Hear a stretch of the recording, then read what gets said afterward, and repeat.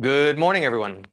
So today I want to work on kind of like a little unwinding. We're going to start with some nice bowls of soup, working on that rotation work through shoulders, work through hips, some neck mobility, uh, spinal mobility, and then we'll finish off with our hips. I like changing up the order of how we kind of get into mobilizing the body. So today we're going to be starting in standing, and then we're going to work down to the floor. So let's get started.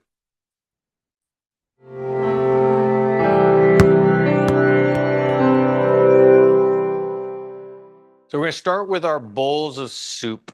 Arms are going to be down at our sides. Our elbows are fully extended. Fingers are spread as wide as you can, starting with those palms spiraling up towards the ceiling. And I really want to turn those palms out so that we feel how much external rotation can we get through those shoulders. Can we feel that chest kind of opening up, shoulder blades starting to pack down and back. Then we're going to start one hand at a time. So starting with that right hand, we're going to keep that elbow extended, finger spread as we turn the palm down to the floor.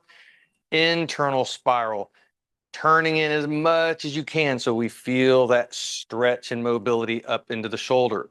I don't want to allow that shoulder blade to round forward just yet. I want to keep that shoulder blade in place. We're just working the long arm bones. I want that spinning of that long arm from forearm to upper arm, all spinning within that shoulder socket. And as we're going back and forth on this, notice how does that right arm spiral in the socket compared to the left arm? Does one side feel tighter, more restricted? Maybe there's some crepitus, some clunkiness, some crackliness. As long as it is not painful, I want to think about going in and kind of decrackling the crackle. A little shout out to Chip Conrad on that one. And as we're doing this, we're going to start letting those arms rise up a little higher. It's almost like each time we spiral, we ratchet up a little higher and a little higher. As we get up to shoulder level, now I want to start to allow those shoulder blades to be more free. As I spiral forward, it can start to pull that shoulder blade up and over. And then as I come back, I want that shoulder blade packing down and back as we spiral to the other side. We can really work to see how big can we get in that rounding, allowing it to kind of move the spine, contort all the way down to the hips. I also want to imagine that we're reaching out in a way, trying to touch our fingertips to the wall, try to create some of that traction through the body.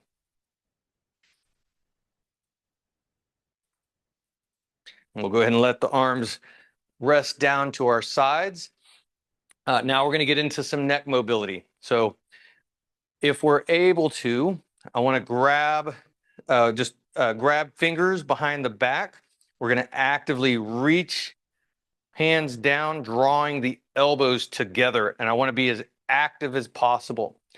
Now, if you don't have the shoulder mobility to grab your hands, then we're just going to move the hands down the sides, and I want to actively reach the fingers straight down to the floor in order to keep the shoulder blades down and compressed. I want to try to prevent the shoulders from shrugging.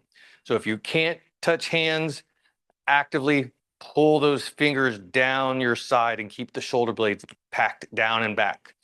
For the rest, we're grabbing, pulling palms together, bringing elbows together, and reaching down to the floor. And since we're doing this in a standing position, I want to be very cautious of dizziness, any kind of vestibular imbalance. If you tend to get dizzy when you turn your head while you're standing, I'd prefer you get a chair and do this in a seated position versus a standing position. So we're going to start with just simply checking our blind spots. Nice inhale in through the nose. As we exhale, turning, looking over that right shoulder. Squeeze a little bit at the end.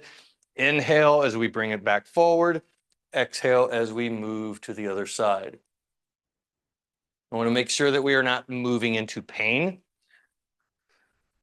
It's okay to get into that like level 1, a little bit into level 2 of slight, stretch, a little bit of uncomfortable, but not pain. I don't want to get anywhere near, I don't really want to go over level 2. I don't want to get close to level 3 with the neck. We'll do a good 5 up to 10 reps back and forth. Continue to have those elbows drawing together, reaching down as we move back and forth. Once we're done, come back to our starting position. Now we're going to do our light tilt and lift. Lightly letting the ear tilt to one side. This is not a heavy tilt. I don't want to try to touch my ear to the shoulder. Just barely tilt. Opposite side, actively lifting that ear like we're trying to touch the ceiling. Again, keep the shoulders downwardly pressed. You're reaching down to the floor. Exhale as you lift. Inhale as you come back to center. Exhale as you go to the other side and actively lift.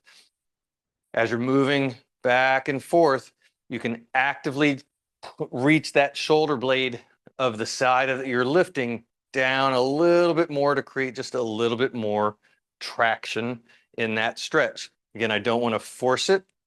I don't want to move into that level 3 pain. Really, I want to keep it below level 2.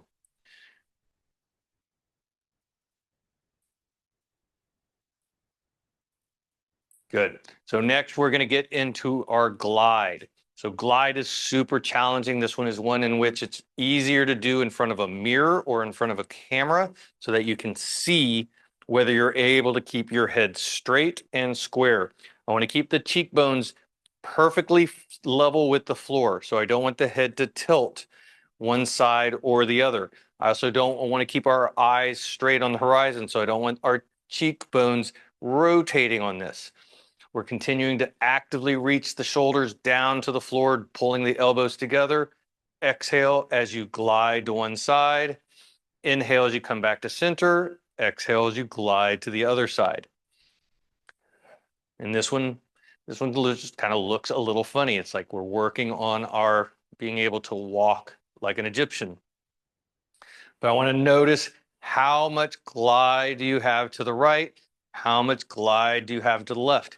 If you're watching yourself in a mirror, you may notice you have access to one direction, but then when you go to the other direction, your head either turns or tilts or just doesn't go as far.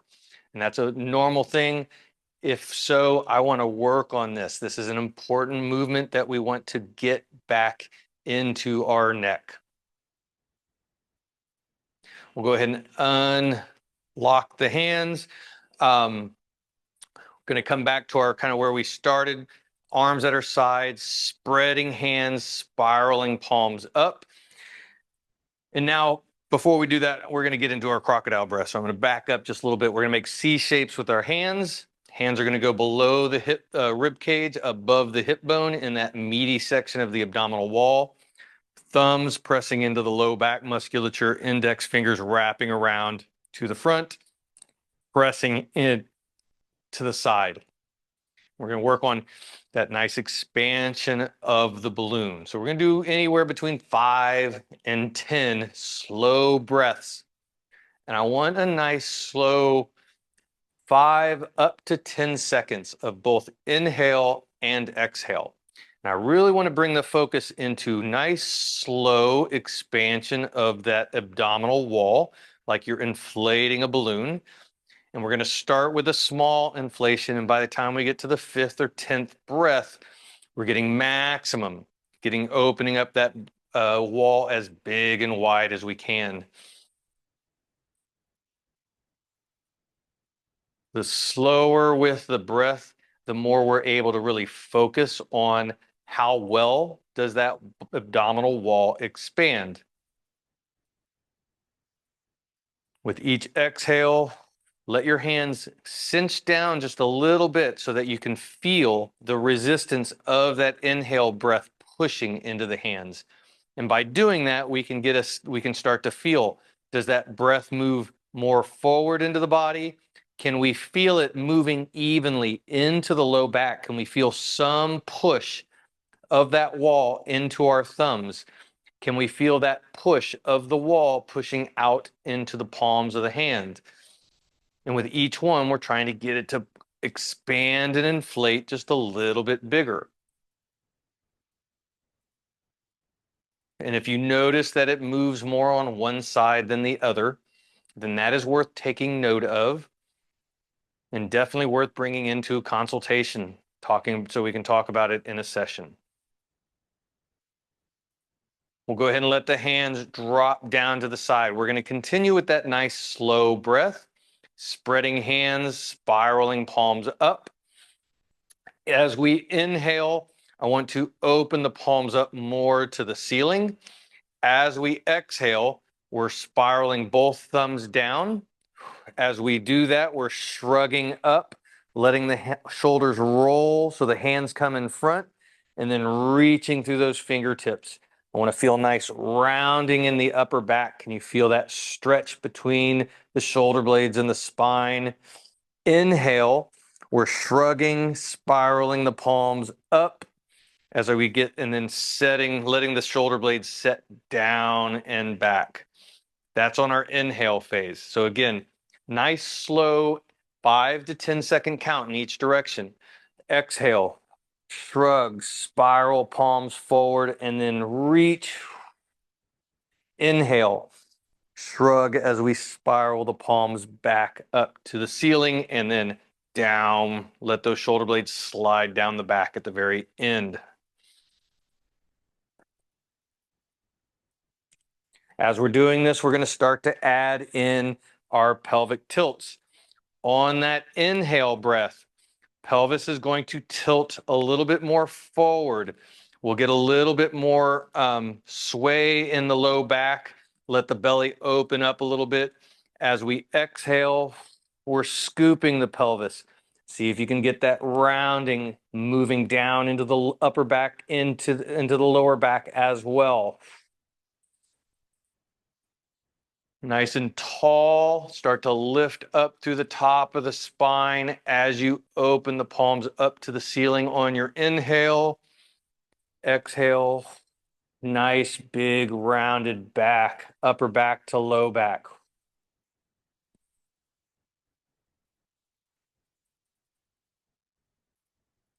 Good. All right, so now we're going to go ahead and move down to the floor.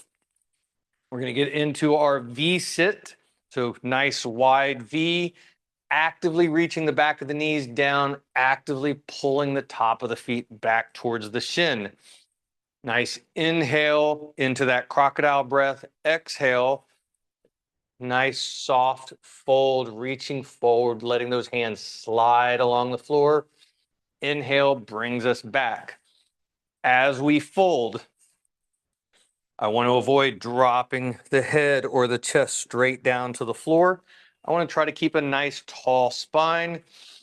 Exhale, that slide, the spine maintains its shape. We're seeing how far can we reach. That should get some stretch into the back of the legs, back of the knees, maybe down in the calves, or also into that low back area. As we're doing this, notice if one side, hamstring, back of the leg, feels a little tighter than the other side.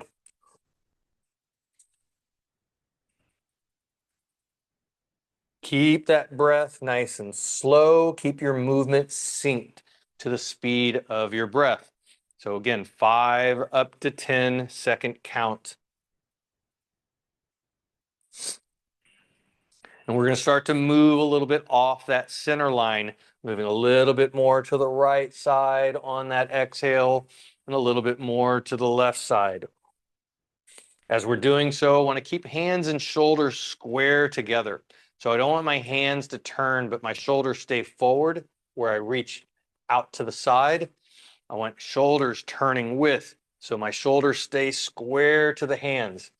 That's going to give me a little bit more rotation into the low back so I can feel a little bit more of that stretch side to side. Locking in a little bit more one side, back of the leg on one side more, and getting into that low back.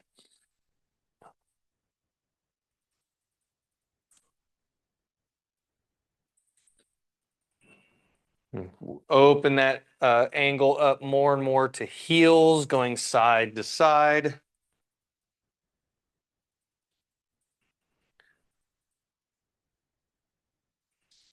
And then we're going to get into our side lying position.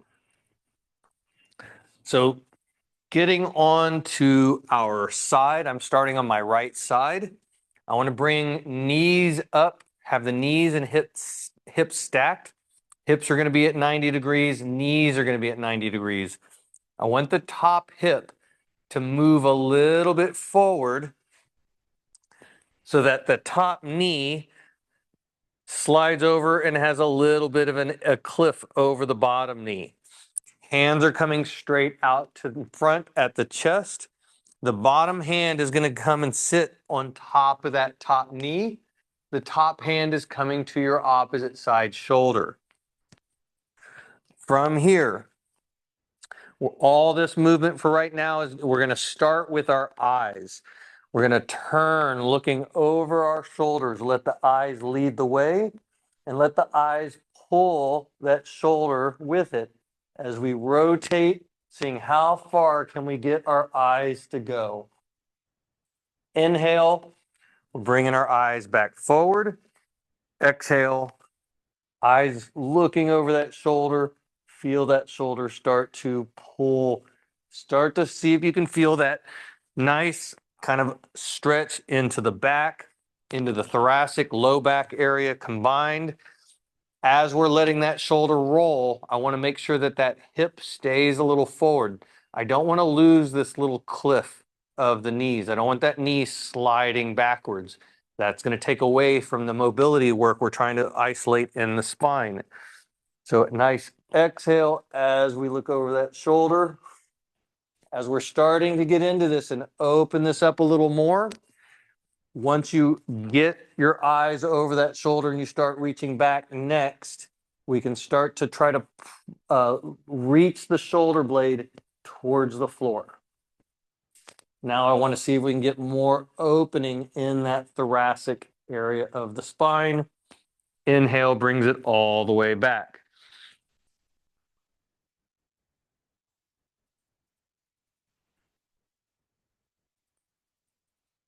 Once we get a good 5 to 10 reps, we're going to switch to the other side. And I'm going to do this backwards so that you can see what it looks like when I open up. So again, knees and hips are at 90 degrees. That top hip slides forward. So there's about an inch of cliff of the top knee over the bottom knee. Bottom hand comes on top of the knee. Top hand comes to the opposite shoulder. Eyeballs are leading the way. Let those eyes pull that shoulder. Oh, and I feel that a lot more in my right low back than I did on the other side. Inhale as you come back. Exhale, nice and slow.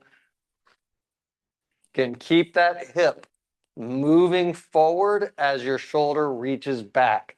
That creates a nice counter rotation so that we can really maximize that mobility.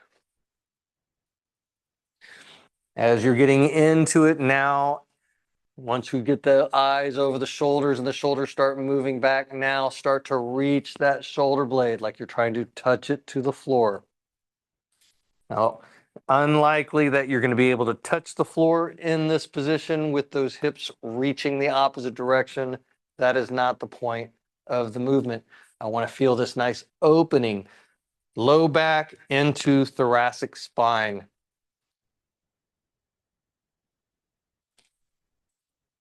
Good. Now we're going to move all the way onto our back. We're going to bring our hands straight out to the sides with the palms up. And we're going to bring our feet off the floor. We're going to keep that 90-degree hips, 90-degree knees. I want the low back to feel nice and flat on the floor. If you feel like your spine is lifted up, pull your knees in a little tighter to the chest. This can be less than 90 degrees. With the palms out, this is where I like to imagine we're laying in a bed of sand and we're engaging our upper back and upper arms into that sand. So I want to feel shoulder blades pressing down, arms. I want to imagine that we're trying to make this nice, perfect imprint of our upper body in the sand, and I want it to be nice and engaged. This part is the most important part of the movement. I don't want any of this to smear or to lift. So we got to be well established with this nice grounding upper body. And then we can start to rotate from the hips. Nice inhale into that crocodile breath. Exhale as we allow the hips to roll. I want my right hip is lifting up and rolling over the left hip, but I'm only going as far as I can. Maintain my groundedness in the sand. I don't want to smear my imprint. Same thing to the other side. The slower you go, the easier this will be to control that upper body. If you're going fast, that upper body is going to be sliding, it's going to be lifting, and you won't be able, you may not even be aware of it because you're moving too fast. This is one of those areas where however slow you are going, you can go slower. So I really want to slow it down as much as possible, and then I want to slow it down even a little bit more. Now, as we're moving, making sure that there's no pain in that low back, we can then start to open up, going a little bit further each direction. Again, as long as we're maintaining our imprint in the sand and we're not moving into pain. And you can start to notice, how does this feel rotating towards the left compared to rotating to the right? Is one side easier? Are you able to go further? Does one side feel tighter and more restricted? And we'll bring our feet back down to the floor. And we're going to come up into our shin box position. So I'm in my left side shin box. Left palm is coming down, grounding to the floor, spiraling that elbow pit out and away, downwardly pressing that, packing that shoulder blade, and a little bit of weight shift. So I want our weight more onto that front hip so that that back hip frees up and is not touching the ground. We're going to start with our nice openers of the hip, breathing into our crocodile breath. Exhale, nice slow lift of that knee towards the ceiling. Notice where you feel tension on this. This is a really good assessment point. You might feel it more on this kind of front outside edge of the hip.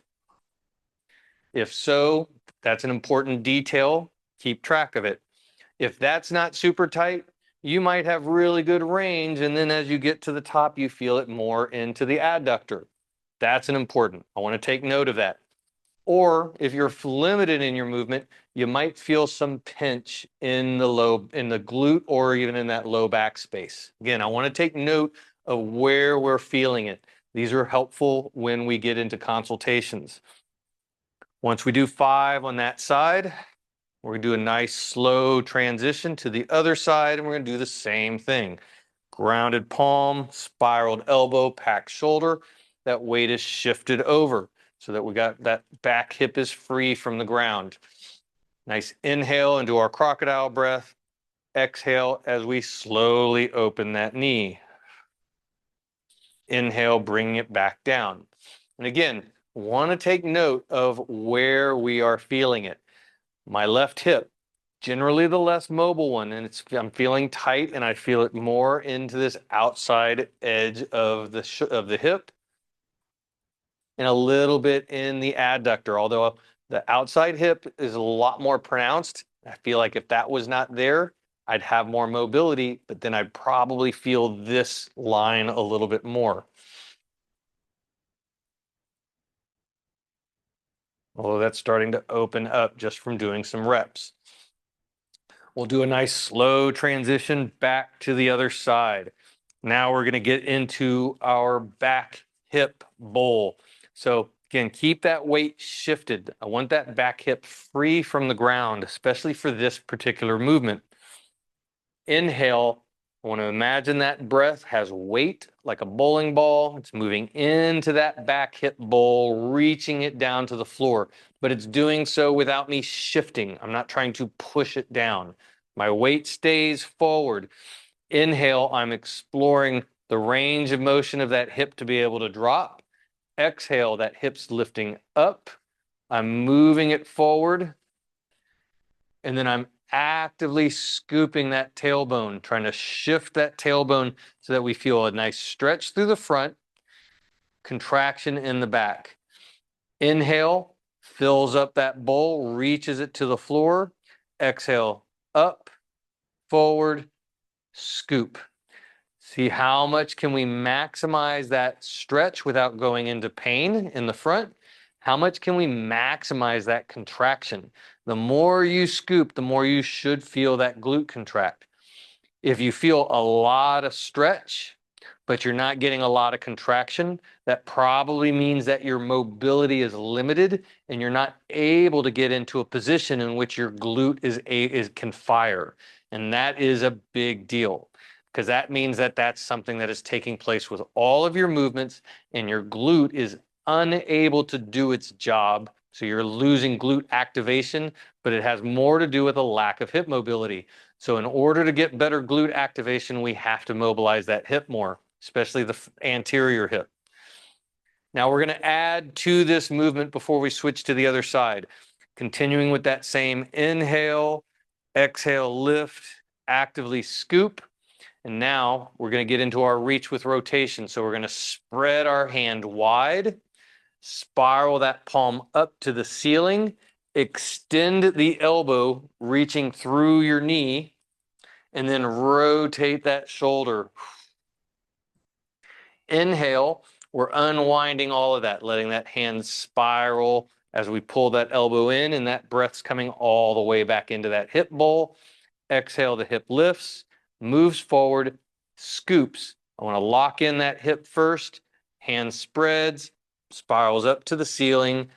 Elbow extends fully and active, and rotate. And see if you can kind of combine all of those actions. Lock in that hip, spiral as we rotate. Oh, it feels good. I want to feel that stretch at the hip, and that stretch kind of move into this rotational stretch into the spine. And by keeping those hands spread, elbows extended, and spiraling, we are putting tension into the shoulder, which really helps to wring out that midsection. And then we're going to switch and do the same thing on the other side. So again, grounded palm, spiraled elbow, packed shoulder, weight is shifted. Breath, just focusing on that back hip first. Weight of that hip reaches to the floor. Exhale, the hip comes up, moves forward, actively scoops. And then inhale, brings it back to the floor. We'll get 5 or so of these before we add in the rotation. Notice, is this side tighter in the front? Are you getting the same level of glute activation? Can you feel that scoop into that tightness? Can you feel that glute naturally contract based on that position? Is it more or less than the other side? If you're finding that it's tighter on one side than the other side, then that means you have more glute activation on one side than the other side. And again, these become big things. And so we want to work on them every day in order to improve the balance between the two so that we have equal amount of activation on both sides of the body. Once we get to about 5 or so, now we can add in our spiral or rotation, spreading hands wide, spiral that palm up, extend the elbow fully, and then actively rotate. Oh, and this side's not, a little tighter on this side. My left hip is usually the tighter hip. It's a little tighter. It's actually fairly close, at least for this part of the movement. But when I add in the spiral, oh, I feel a little bit more combination of that hip and my right side low back. Again, these are common patterns for me. Based on my injury history with my knee, they will always be patterns, but my goal is to continue to work and maintain as much balance in those patterns between the left side and the right side as I possibly can. Get a nice transition back to the other side. Now we're going to get into our side body. So the hand that was on the floor is coming off the floor.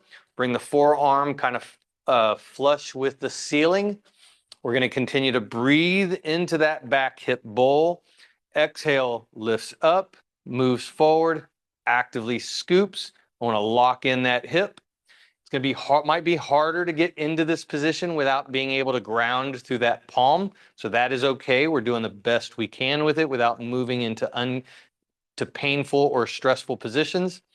So get as much of that scoop as you can. And now we're lifting that elbow, reaching up like we're trying to touch the ceiling. Inhale, letting it all drop back into that back hip bowl. Exhale, lift, reach forward, actively scoop, lock that hip in, reach through the elbow. I want to start to feel that length through that side body.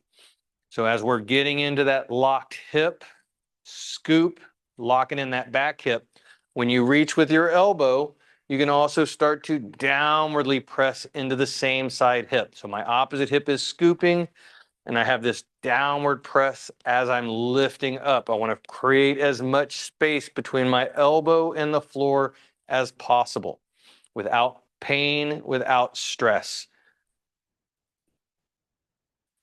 And we'll do a nice slow transition to the other side. We're going to do the same thing. So bringing that arm up, forearm is flush with the ceiling. Inhale, breath fills up that back hip bowl. Exhale, as we lift,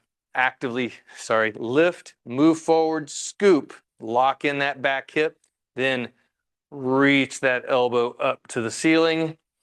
Inhale, unloads it, dropping into that back hip again. Exhale, lock in the hip. Nice lift through that elbow. On the next one, as we lock in that back hip, start to actively reach down through the same side hip. See if you can start to really create space between the floor and that elbow. As you lift up, again, keep that back hip locked in. I want to make sure we're still actively scooping as we're downwardly pressing and lifting that elbow up to the ceiling, all at the same time. It's a lot going on. It can be really hard to manage all of it. It gets easier the more times you do it. So if it's your first time doing it, it's understandable that you'll feel frustrated, a little lost in it. What's important is that you're doing it. And the more you do it, the more connected you'll get to the movement, the easier it will be to follow along. We're going to come back to the other side, and now we're going to get into our folds. We're going to go straight into folds going side to side. And I want to work with the knee open again. So oftentimes when we do folds, especially as we start to get that back leg out, getting into pigeon, that front knee will close the angle because it's a lot easier to fold into that closed knee than that open knee. So I want to keep that 90-degree angle in the front knee. Where we reach through, I want to try to reach through that shin with both hands. We'll start in our shin box and we'll slowly open and expand it, but we're going to go back and forth. So nice inhale into our crocodile breath. Exhale as we reach through our shin. Inhale as we bring it all the way back up. Exhale as we transition. As you get halfway through that transition, we're inhaling again to finish the transition. Make sure that knee angles at 90 degrees. Exhale as we fold. Inhale as we come back up. Exhale as we start our transition. Inhale as we finish our transition. Again, make sure that knee is at 90 degrees. Exhale as we fold. And something you might notice on this, on your left side shin box or your right side shin box, you might find that it's easy, that knee open, to keep your hands even and reach through. But then you get to the opposite side with that knee open, and you find that your body wants to move off that line. It's hard to stay center. You feel more pull, more tightness, like your body wants to just lay over on its side. That's giving us some indication of some core imbalance. If you're feeling that, again, these are important concepts. Wherever we're feeling imbalance in our posture are areas in which we need to feed movement in order to regain equal mobility on both sides of that postural, the pendulum that we're working on. So if you're feeling that, then this is a movement that we want to come back to and do daily, if not a few times a day. As we're going back and forth, we can start to let that back leg slide open, opening up our shin box. But I want to make sure we're still keeping that front knee angle at 90 degrees. And going back and forth. As you come back, you let that back leg slide back forward before you transition, and then we're opening it up when we get to the other side. And here I am. I started my fold. My knee is not at 90 degrees, so I just want to keep paying attention to that. That knee angle being open is going to get some mobility and stretch into different regions of the fibers of the glutes that we don't hit when that knee is closed. And since most people tend to do this with a closed knee, those fibers just never get mobilized. And that becomes one of the reasons the hips get locked in and we lose that mobility, and then we lose that glute function. So I want to work on that that nice opened up knee. Now, as we get closer and closer to a yoga class pigeon pose, you may find that pitch to one side is just too great, that you just can't get into that fold. You may have to lift your hips up in order to keep that 90 degrees, and then slide that back leg down and just lightly let your hips sit into the stretch. I'm high off the floor. I'm not going to touch the floor in this position. I'm not trying to, but just getting into this position, I get a nice little mobility stretch into the hips. Again, making sure that we're not getting into painful positions or stressful positions. And I want to be able to do the same thing on the other side. This side's a little bit more available. I'm not quite as high, but I am still lifting up, sliding that back foot back, and then softly dropping into the hips to feel that light stretch and mobility. And then I'm easing back out of it.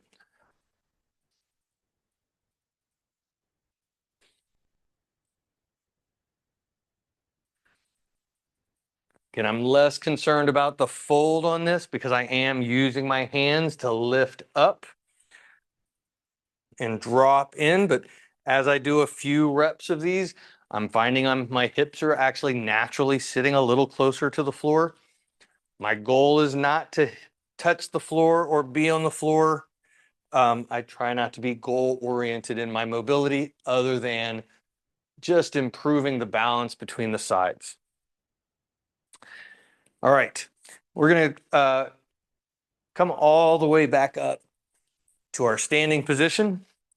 Since we started here, I want to come back and finish with some crocodile breath, but doing so in our standing position. Again, if you find that you get dizzy, lightheaded with breath, I'd rather you do this in a chair. Making our big C shapes, thumbs in the back, index fingers in the front. And we're going to get 5 to 10 nice, slow breaths. Again, really focusing on that nice expansion of the wall. I just saw a little fox running across the street. So nice expansion of that abdominal wall. Slow. Be a little methodical with it. Really try to feel it. I want to feel that expansion. I want to see if I can feel how well does it move. Low back, sides, abdominal wall into the front. And anywhere where it feels like it's not moving as well, See if you can focus that breath like a spotlight. You can send that breath into your thumb where it's not moving, into the palm. You can send it into both sides or just one side, but see if you can get that area to move just a little bit more. As you exhale, let that navel come all the way up and into the spine.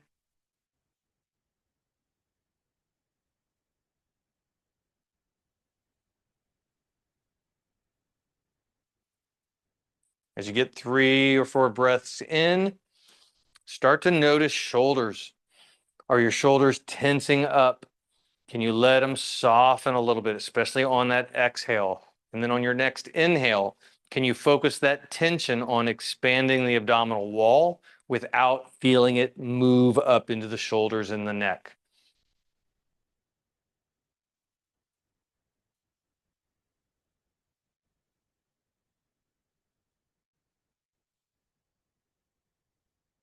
For the last couple breaths, we're going to let the hands drop down to the side, just kind of shake them out. Again, I want to let that tension out of the shoulders. We can let that breath continue with the crocodile breath, but we're going to let it expand more up into the chest. We'll let that breath come up into the shoulders, but I want it to do so in a way that feels expansive, not like it's bringing in tension. So it's kind of a breathe into that tension, but then on the exhale, allow that tension to drop. Let it move down the arms. It's like it's rinsing off and dripping off your hands. Nice inhale into tension. Exhale, allow that tension to just release.